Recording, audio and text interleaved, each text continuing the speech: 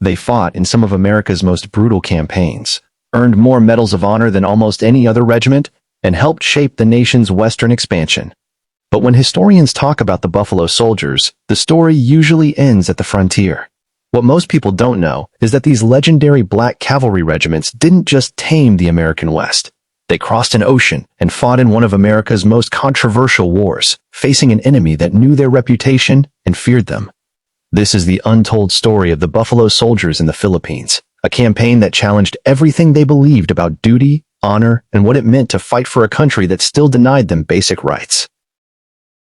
In this video, you'll discover how the Buffalo Soldiers transitioned from frontier warfare to fighting Philippine insurgents, the unique challenges they faced in tropical jungle combat, their complex relationship with Filipino fighters who saw them as fellow oppressed people, and the lasting cultural impact of their service. Using military records, soldier testimonies, and recently uncovered letters, we're revealing the complete story of America's legendary black cavalry regiments beyond the frontier. To understand the Buffalo Soldiers' journey to the Philippines, we need to start at their beginning. After the Civil War ended in 1865, Congress authorized the creation of 6 all-black regiments in the regular army. These were consolidated into 4 units, the 9th and 10th Cavalry Regiments and the 24th and 25th Infantry Regiments. These soldiers faced something no other troops dealt with. All were commanded by white officers, but staffed entirely by black enlisted men and non-commissioned officers. They were fighting to protect a nation that treated them as second-class citizens. The nickname Buffalo Soldiers came from Native Americans, though historians debate the exact origin. Some say it was because their hair resembled buffalo fur. Others believe it referred to their fierce fighting spirit, comparing them to the buffalo's strength and determination. Still others suggest it was because they often wore buffalo hide coats in winter. Whatever the origin, the name stuck, and the soldiers wore it with pride. They adopted the buffalo as their regimental symbol. From the late 1860s through the 1890s, Buffalo Soldiers served throughout the American West. They fought in the Indian Wars, protected settlers and railroads, guarded stagecoaches and mail routes, and built infrastructure including roads and telegraph lines. They served in some of the most remote and harsh environments in America, from the deserts of Arizona to the mountains of Montana, and they did it all while facing discrimination from the very people they were protecting. White settlers often refused to serve them in stores or restaurants. Towns near their posts sometimes banned them from entering. They received inferior equipment, older weapons, and worn-out horses compared to white regiments. Yet they maintained one of the lowest desertion rates in the Army and earned 18 medals of honor during the Indian Wars. Their service was rarely recognized in newspapers or official reports. They proved themselves over and over, hoping that exceptional service would earn them the respect they deserved. Then came 1898 and the Spanish-American War. The United States went to war with Spain over Cuba, and Buffalo Soldier regiments were among the first deployed. They fought at San Juan Hill alongside Theodore Roosevelt's Rough Riders, though Roosevelt and white newspapers minimized their contributions in later accounts. The war lasted only a few months, but it fundamentally changed America's relationship with the world. When Spain surrendered, the United States acquired new territories, including Puerto Rico, Guam, and the Philippines. The Philippines presented a new problem. Filipino revolutionaries led by Emilio Aguinaldo had been fighting for independence from Spain. They expected the United States to support their independence. Instead, America decided to occupy and govern the islands.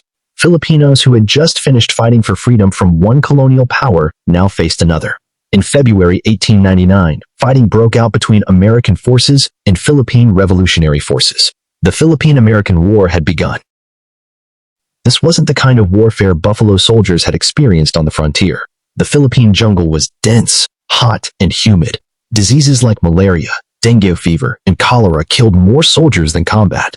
Filipino fighters used guerrilla tactics, ambushing patrols and disappearing into the jungle or blending in with civilian populations. The American military struggled to adapt, and the conflict became increasingly brutal on both sides.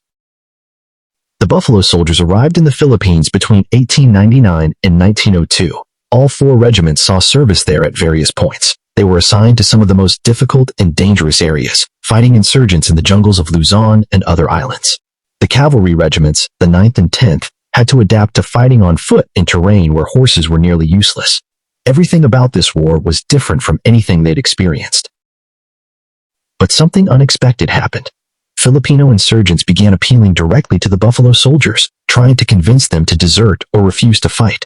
Propaganda leaflets in English were scattered near American positions, specifically targeting black troops. The message was powerful and direct. Why are you fighting for a country that lynches your people? Why are you helping white Americans oppress brown people? You should be fighting with us, not against us. Join us in the struggle for freedom and equality. These appeals struck a nerve. Buffalo soldiers were acutely aware of the racism they faced at home. They read newspapers reporting lynchings and racial violence in America.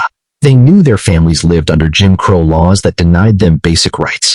And now they were fighting people who looked more like them than like their white officers. People who were also fighting for self-determination.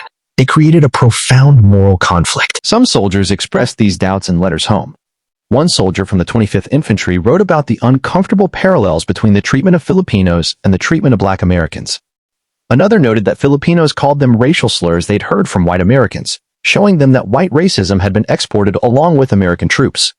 These soldiers were caught in an impossible position, fighting for a country that didn't fully accept them against people who faced similar oppression. Despite these moral complexities, the vast majority of Buffalo soldiers remained loyal and continued fighting. Their reasons were complicated. Some genuinely believed in American ideals and hoped their service would advance racial equality at home. Others felt they had to prove black soldiers were just as patriotic as white soldiers. Many simply followed orders because that's what soldiers do, regardless of personal feelings. And some, it must be said, internalized the racial hierarchies of the time and didn't see Filipinos as equals. The fighting was brutal. Buffalo soldiers participated in search and destroy missions through jungle villages. They were involved in controversial tactics that blurred the line between combatants and civilians. The war became increasingly ugly as both sides committed atrocities. American forces burned villages suspected of harboring insurgents. Filipinos ambushed and killed isolated American patrols. The Buffalo soldiers were part of this, for better or worse, and their participation complicates the simple heroic narrative often told about them. One notable figure was David Fagen, a corporal in the 24th Infantry who deserted to the Philippine side in November 1899. Fagen became a captain in the Philippine Revolutionary Army and fought against American forces for over 2 years. He became a symbol and a propaganda tool for both sides.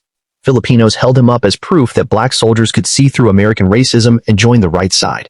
Americans portrayed him as a traitor and focused attention on capturing him. Fagen disappeared in 1901, possibly killed, though his fate remains uncertain. His story represents the ultimate expression of the moral conflict Buffalo soldiers faced. But Fagen was an exception. Records show only about 24 Buffalo soldiers deserted to the Philippine side out of thousands who served there. Most stayed and fought, maintaining the discipline and courage that had defined them on the frontier. They earned commendations for bravery, conducted successful operations against insurgent strongholds, and adapted to jungle warfare despite having no training for it. The Buffalo soldiers also took on roles beyond combat. They built infrastructure, established schools, provided medical care to civilians, and worked on sanitation projects to reduce disease. These nation-building efforts were part of America's colonial project, and the Buffalo soldiers were agents of that colonialism whether they wanted to be or not. But individual soldiers often formed positive relationships with Filipino civilians, teaching in schools and providing assistance that went beyond their official duties. The war officially ended in 1902, though fighting continued in some areas for years. By most estimates, over 200,000 Filipino civilians died from violence, disease, and famine related to the conflict. American casualties were around 4,200 dead. Filipino military casualties were approximately 20,000. These numbers are disputed and probably undercount the true toll. It was a devastating war that fundamentally changed the Philippines and America's role in Asia. Buffalo soldiers returned to the United States with a complex legacy from the Philippines. They had proven once again that black soldiers could fight effectively in any environment against any enemy. They had adapted from frontier cavalry to jungle infantry. They had maintained discipline under difficult moral circumstances, but they also returned to an America that remained deeply racist. Despite their service, they still faced segregation, discrimination, and violence at home. The Philippine experience affected the Buffalo soldiers' place in American culture in subtle ways. For some in the black community, their service in the Philippines was controversial.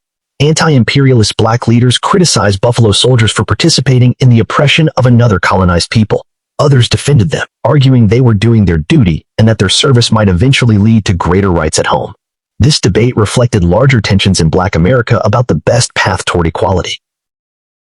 The cultural impact of the Buffalo soldiers extended far beyond their military service. They became symbols of Black excellence, courage, and perseverance in the face of overwhelming discrimination. They proved that black men could serve with distinction in America's military. Their legacy influenced the integration of the armed forces in 1948 and inspired later generations of black service members. Songs, films, and books celebrated their story, though often simplifying or omitting the complexities of their service.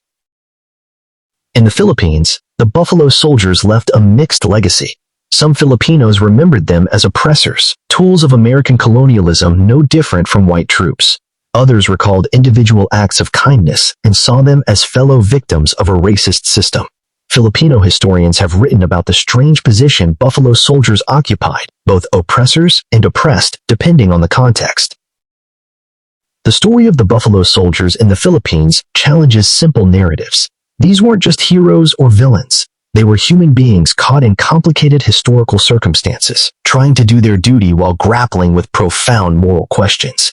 They fought for a country that didn't treat them fairly, against people who sometimes understood their struggle better than their own countrymen. They showed courage and discipline, but also participated in a controversial imperial war. Today, the Buffalo Soldiers are remembered primarily for their frontier service, and that's understandable. Those decades of fighting in the American West created their legend, but their service in the Philippines is equally important to understanding their complete story. It shows how they adapted to changing warfare. It reveals the moral complexities they navigated, and it demonstrates that their loyalty to America persisted even when they had every reason to question whether America was loyal to them.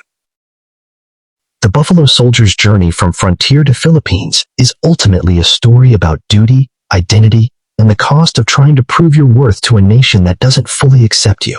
They fought in two very different wars separated by an ocean, but connected by themes of expansion, colonialism, and the complicated role of Black Americans in building and defending the nation. Their service mattered, their sacrifices were real, and their story deserves to be told in full, with all its heroism and all its complications.